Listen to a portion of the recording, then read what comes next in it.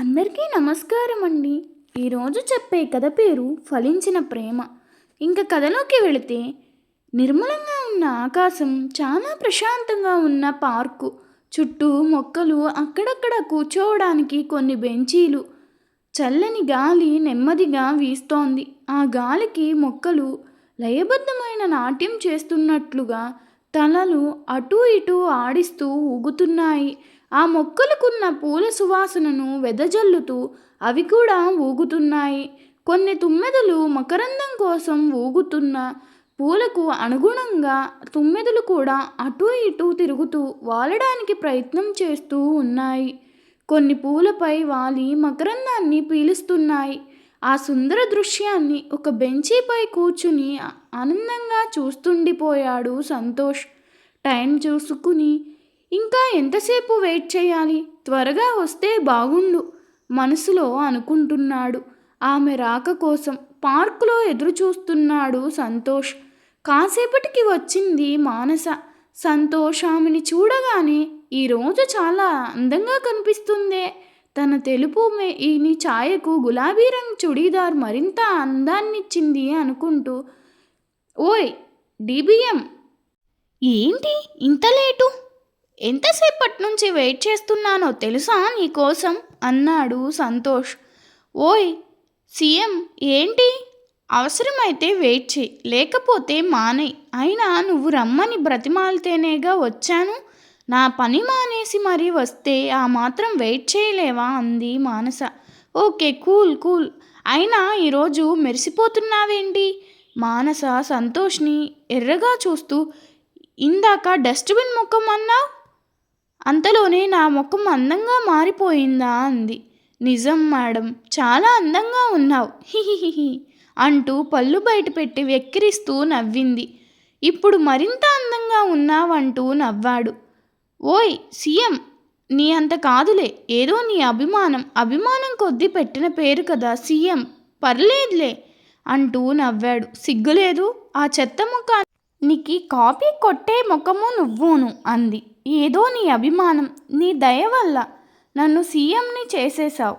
నువ్వు తిట్టినా కూడా బాగుంటుంది. నాకు రావాల్సింది నువ్వు కొట్టేశావుగా. ఇప్పుడు కబుర్లు చెప్పకు పో అంది బాధతో కూడిన కోపంతో. సారీ మేడం గారు, సారీ. ఇవిగో నీ చాక్లెట్స్ తీసుకుని శాంతించండి. అక్కర్లేదు నీ బోడి చాక్లెట్స్, ప్లీజ్ ప్లీజ్ తీసుకో బంగారం అంటూ చాక్లెట్స్ ఇచ్చాడు. నువ్వెక్కడికి రానన్నా కూడా ఈ సండే పార్కుకి ఎందుకు రమ్మన్నానో తెలుసా? నీకో సర్ప్రైజ్ ఇద్దామని అన్నాడు. ఏంటి? ఓ కవిత రాశాను. అబ్బో కవితే? దాంతో నన్ను చంపేద్దామన్నా? కాదు, నువ్వు కాదంటే చచ్చిపోదామని అన్నాడు. ఎవరైనా పార్కుకి సరదాగా గడపడానికి వస్తారు, కానీ నువ్వు మాత్రం హత్యలు చేయించుకోవడానికి వచ్చావా? మొత్తానికి అలా ఫిక్స్ అయ్యామన్నమాట. అయితే త్వరగా మొదలుపెట్టు, విని వెళ్ళిపోతా అంది మానస. ఓయ్ ఆగు ఆగు, ఏదో కవిత రాశానన్నావు, ఇదేనా? సొంతగా రాసావా లేక ఎక్కడైనా కాపీ కొట్టావా అంది వెటకారంగా. లేదురా, కాపీ కొట్టడం మానేశానన్నాడు నవ్వుతూ. నా శ్వాసలోని ప్రతి అణువు నీవే, నా తనువులోని ప్రతి కణం నీవే, నా ఆలోచనలో నీవే, నా కలలోనూ నీవే. నా మనసులోని మాట నీ చెవిని చేరేదాకా నన్ను నిలువనీయకున్నది నా మనసులోని ఆశ. నా చెత్త ముఖం నీ చెత్తబుట్టలో పడిపోయింది. అందరిలా వాడిపోయే రోజా పువ్వును ఇచ్చి నా ప్రేమను చెప్పలేను. ఎప్పటికీ వాడిపోని తాజాగా గుబాళిస్తూ ఉండే నా మనసునే ఇచ్చి చెప్తున్నా. ఐ లవ్ యూ మానసతో చెప్పాడు. కవిత బాగుంది, సరే వెళ్తున్నా అంది. వెళ్ళిపోకు, ఏదొకటి చెప్పు అన్నాడు సంతోష్. అంటే మానసకి ఇష్టమే, కానీ ఇప్పుడే తాను ఒప్పేసుకుంటే చులకన అయిపోతుందని ప్రస్తుతం ఏమీ చెప్పకుండా ఎలాగలా దాటేయాలనుకుంది మానస. అబ్బాయిలను వెనుక తిప్పించుకుంటే ఆ కిక్కే వేరు. చూద్దాం ఎంతలా బ్రతిమలాడుతాడో. లోపల నవ్వుకుంటూ పైకి మాత్రం ముఖంలో ఏం కనిపించకుండా, చాలా టైం అయిపోయింది, నేను వెళ్తున్నా అంటూ బయలుదేరింది. ఏదో ఒకటి చెప్పేసి వెళ్ళు, ఇప్పుడే కదా చెప్పావు, చూద్దాంలే నవ్వుకుంటూ వెళ్ళిపోయింది మానస. మానస, ఆన్సర్ చెప్పకుండా వెళ్ళిపోయావు. నువ్వు తక్కువ దానువు కాదు. నన్ను నీ చుట్టూ తప్పించుకోవాలని చూస్తున్నావు కదూ. సరే, ఎప్పటి వరకు నన్ను యాక్సెప్ట్ చేయకుండా ఉంటావో నేను చూస్తాలే మనసులో అనుకుంటూ అక్కడి నుంచి సంతోష్ కూడా వెళ్ళిపోయాడు. మీ సేవా కేంద్రంలో పనిచేస్తున్న మానసిని తనతో పాటే పనిచేసే నాగమణి మొన్న సండే ఎవరో అబ్బాయితో పార్కుకి వెళ్ళావంట కదా, ఎవరా అబ్బాయి అడిగింది మానసిని. దాంతో మానస ఒక్కసారిగా అదిరిపడింది. నేను పార్కుకి వెళ్ళిన సంగతి ఎలా తెలిసిపోయింది, ఇప్పుడు ఏమని చెప్పాలి అనుకుంటూ మానస, తను మా మామయ్య గారి అబ్బాయి, ఒకసారి పార్కుకి వెళ్దామంటే తీసుకెళ్ళాను, అయినా మేము పార్కుకి వెళ్ళామని నీకెలా తెలుసు అడిగింది మానస. నాకు తెలిసిన వారు చెప్పారులే, అందుకే అడిగా అంతే అంది నాగమణి. ఈ విషయం తెలిసినప్పటి నుంచి మానస మనసులో లేదు. ఏదేదో ఆలోచిస్తూ అనవసరంగా వెళ్ళాను, నేను పార్కుకి రాను, నాకు కుదరదు, నాకు ఇష్టం లేదు అన్నా కూడా వినిపించుకోకుండా రా రా అంటూ చంపుకు తిన్నాడు. ఇప్పుడు చూడు, పార్కుకి వెళ్ళిన విషయం అందరికీ తెలిసిపోయేటట్లు ఉంది. నన్ను తలెత్తుకోలేకుండా చేశాడు. బయటికి వెళ్ళాలంటే చాలా అవమానంగా ఉంది. అందరూ నా గురించి రకరకాలుగా మాట్లాడుకుంటారేమో అనుకుంటూ కంప్యూటర్ సిస్టంపై వర్క్ చేస్తూనే ఉంది. కానీ మనసులో బాధ, ఎడతెగని ఆలోచనలు వెంటాడుతూనే ఉన్నాయి మానసని. మానస మీ సేవా కేంద్రంలో కంప్యూటర్ ఆపరేటర్గా వర్క్ చేస్తోంది. మానస కుటుంబంలో అమ్మ, నాన్న, 2 అక్కలు, అన్నయ్యలు ఉంటారు. మానస చాలా మంచి అమ్మాయి. అనవసరంగా మాట అంటే పడదు. వెంటనే మాటకు మాట సూటిగా బదులిచ్చేస్తుంది. అలాగని టెంపరితనం గల అమ్మాయి అయితే మాత్రం అస్సలు కాదు. ఏ విషయంలో అయినా చాలా క్లియర్గా ఒక అవగాహనకు వచ్చిన తరువాత మాత్రమే మాట్లాడే అమ్మాయి. నచ్చిన వారిని అస్సలు వదులుకునే రకం కాదు. అలాగే నచ్చని వారిని ఆమడ దూరంలో ఉంచుతుంది. తాను అనుకున్నది సాధించే వరకు చాలా ఓర్పు గల అమ్మాయి మానస.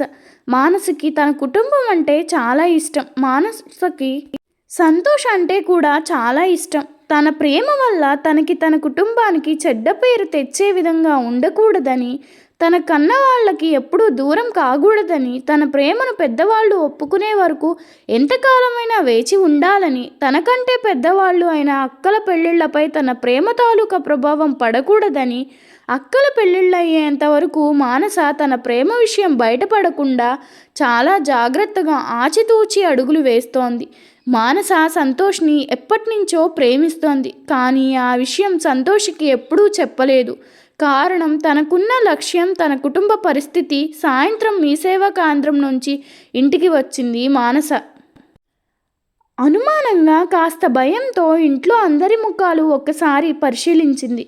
ఏమాత్రం తేడాగా లేవని నిర్ధారించుకున్నాక ఊపిరి పీల్చుకుంది.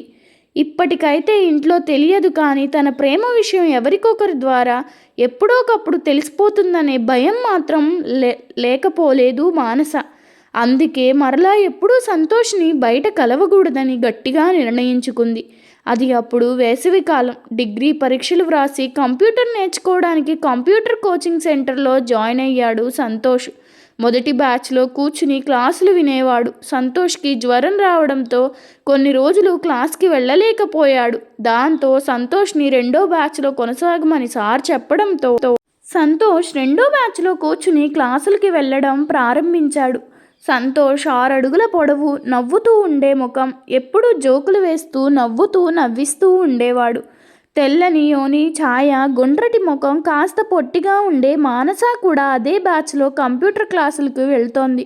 కొన్ని రోజుల తరువాత సంతోష్, మానసల మధ్య మాటలు చిన్నగా ప్రారంభమయ్యాయి.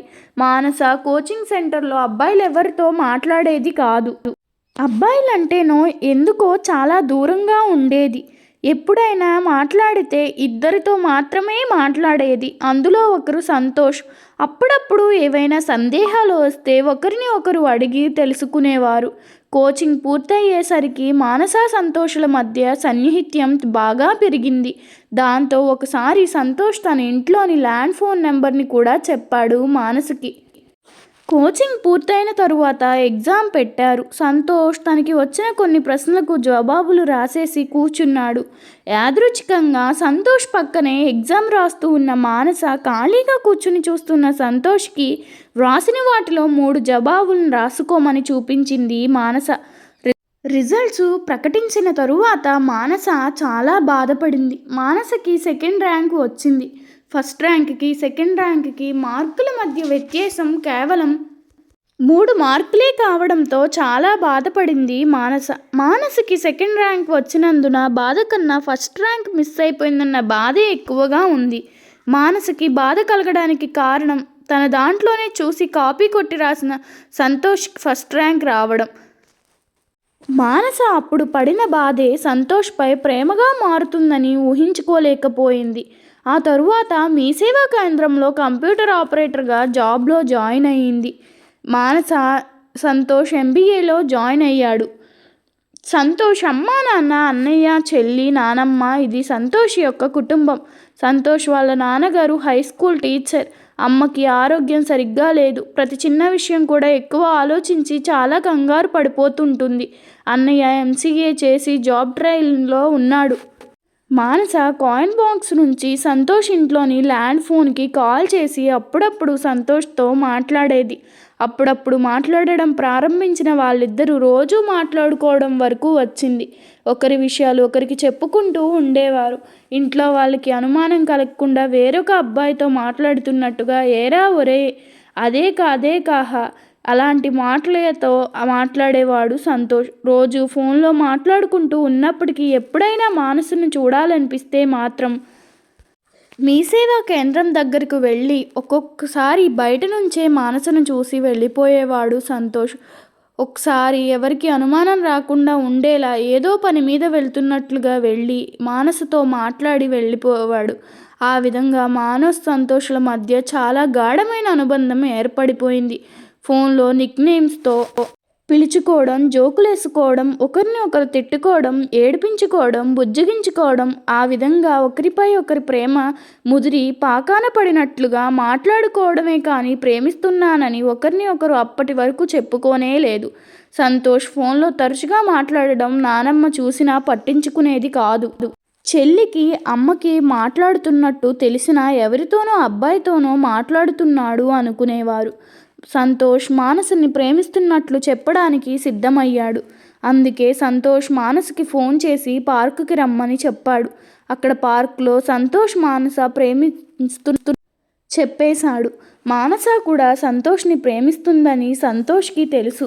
ఒకరోజు సంతోష్ వాళ్ళ అమ్మతో మాటల సందర్భంలో నేనైనా వేరే క్యాస్ట్ అమ్మాయిని ప్రేమించి పెళ్లి చేసుకుంటానని చెప్పాడు సంతోష్. దాంతో సంతోష్ వాళ్ళ అమ్మ ఇంతకు ముందు ఏదో అనుమానం ఉండేది కానీ ఆ అనుమానం నిజమేనన్న మాట వీడు రోజు ఫోన్లో మాట్లాడేది అమ్మాయితోనేనా, వేరే కాస్ట్ అమ్మాయిని చేసుకుంటాడా, నా పరువేం కావాలి, అందరిలోనూ తలెత్తుకోగలమా, విపరీత ఆలోచనలతో షాక్లోకి వెళ్ళిపోయింది. అదే సమయంలో సంతోష్ వాళ్ళ నాన్నగారికి ఎలక్షన్ డ్యూటీ పడడంతో ఆయన అప్పటికి అందుబాటులో లేకపోవడంతో సంతోష్ చాలా కంగారు పడుతూ హాస్పిటల్కు తీసుకెళ్ళాడు. 2 రోజులు హాస్పిటల్ దగ్గరే ఉండి చూసుకోవాల్సి వచ్చింది.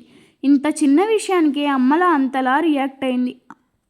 మానస వేరే కేస్ట్ అమ్మాయిని తనని ప్రేమించానని పెళ్లి చేసుకుంటానని చెబితే పరిస్థితి ఇంకెంతలా ఉంటుందో. ఏదేమైనా మానస విషయం, నా ప్రేమ విషయం అమ్మ దగ్గర ఇంకెప్పుడు మాట వరుసకైనా ప్రస్తావించకూడదు అని సంతోష్ నిశ్చయించుకున్నాడు. సంతోష్ వాళ్ళ చెల్లికి పెళ్లి చేసిన మరుసటి సంవత్సరమే అన్నయ్య కూడా పెళ్లి చేసేశారు. సంతోష్ వాళ్ళ అన్నయ్య ఫ్యామిలీతో హైదరాబాద్ వెళ్ళిపోయాడు. సంతోష్ వాళ్ళ నాన్నగారు ల్యాండ్ ఫోన్ బిల్లు కూడా చాలా ఎక్కువ వస్తుందని ఇంట్లో ఆరా తీయగా సంతోష్ వాళ్ళ నానమ్మ ఇంకెవరు మన చిన్నోడే, ఎప్పుడు చూసినా ఎవరితోనో మాట్లాడుతూనే ఉంటాడు అని చెప్పేసింది.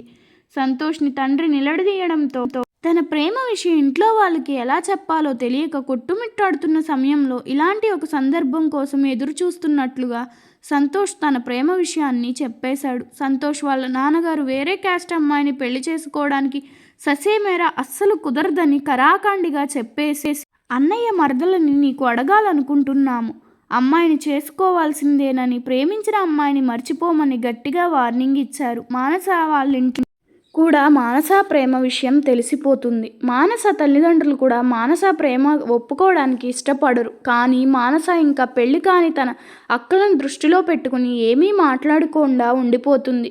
సంతోష్ వాళ్ళ నాన్నగారు సంతోష్ ఇక్కడ ఉంటే బాగుపడడని హైదరాబాద్లో ఉన్న అన్నయ్య దగ్గరకు పంపించి అక్కడే జాబ్ చేయమని పంపించేశారు సంతోష్ని.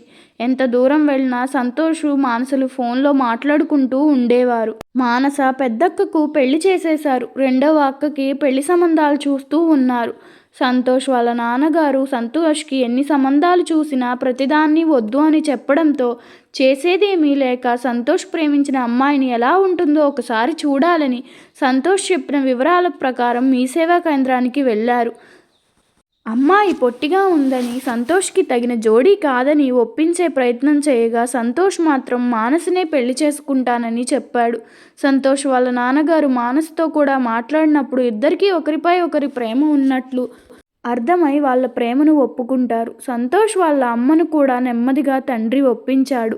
సంతోష్ తండ్రి మానస తల్లిదండ్రులతో మాట్లాడడానికి వెళ్ళి పిల్లలు పడుతున్నారు, వాళ్ళ సుఖంగా ఉంటే అంతకంటే ఇంకేం కావాలి, వాళ్ళ ప్రేమను మనం ఒప్పుకోకపోతే రేపటి రోజున వాళ్ళేమన్నా చేసుకోకూడదని చేసుకుంటే ఆ బాధ మనకే కదా అని చెప్పి ఏదో విధంగా మానస తల్లిదండ్రులను ఒప్పించేశారు. మానస సంతోష్ల ప్రేమ ఫలించేలా రెండు కుటుంబాలు ఒప్పుకోవడంతో చాలా సంతోషించారు అందరూ. మానస రెండో అక్కకు ఇంకా పెళ్లి కానందున పెద్దమ్మాయికి పెళ్లి కాకుండా చిన్నమ్మాయి అయిన మానసకు పెళ్లి అయితే ఇబ్బంది అవుతుందని మానస సంతోష్ల పెళ్లి ఎటువంటి హంగు ఆర్భాటం లేకుండా గుడిలో పెళ్లి చేసేశారు. ఆ విధంగా సంతోష్ మానసల ప్రేమ పెద్దల నడుమ ఫలించింది. ఈ కథ మీకు నచ్చినట్లయితే నా ఛానల్ను సబ్స్క్రైబ్ చేసుకోండి. అలాగే మీ అభిప్రాయాన్ని కామెంట్ రూపంలో తెలపండి. ధన్యవాదములు.